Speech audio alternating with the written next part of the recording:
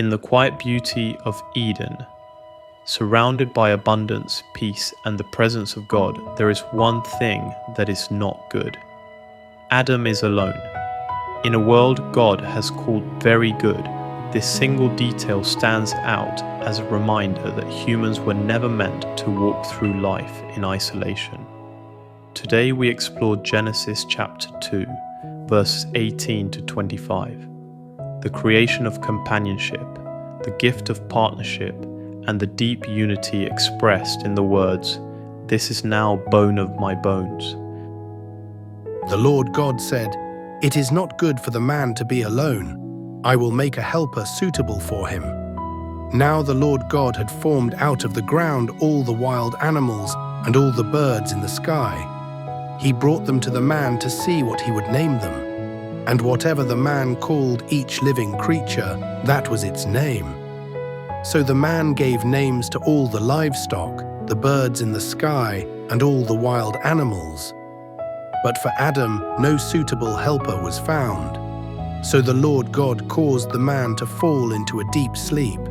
And while he was sleeping, he took one of the man's ribs and then closed up the place with flesh.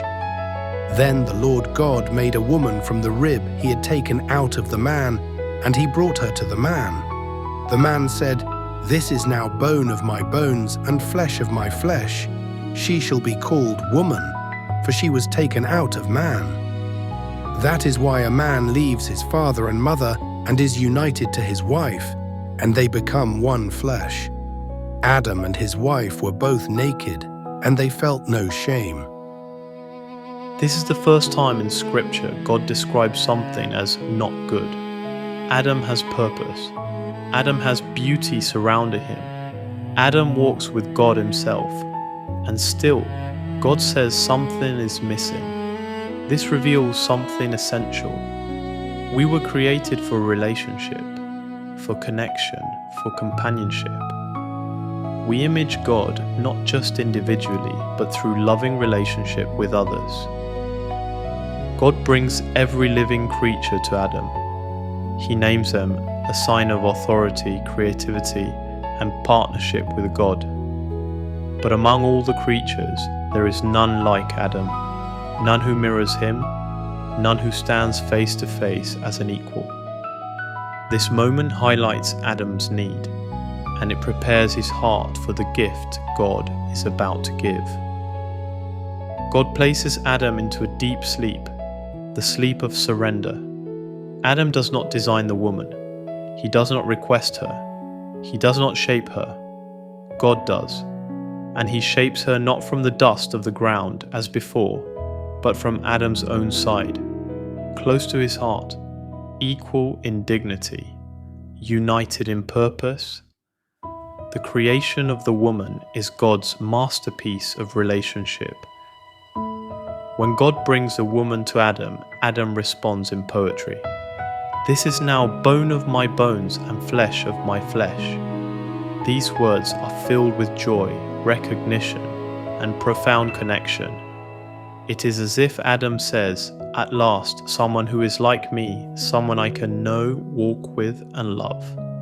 Relationship is God's gift, and Adam receives it with gratitude. The closing verses explain the meaning of this moment.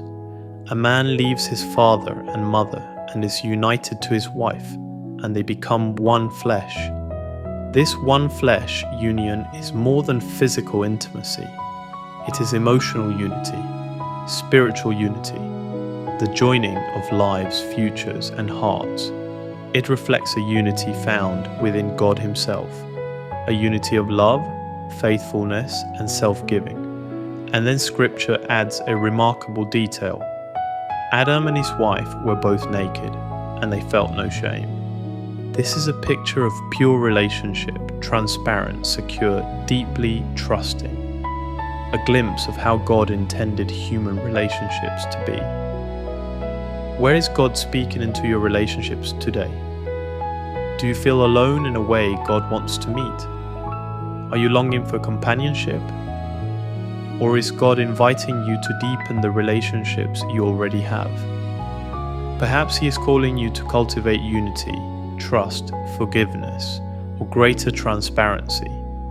Or maybe he simply wants to remind you that you are made to walk in connection with him and with others he places in your life. You were not made for isolation.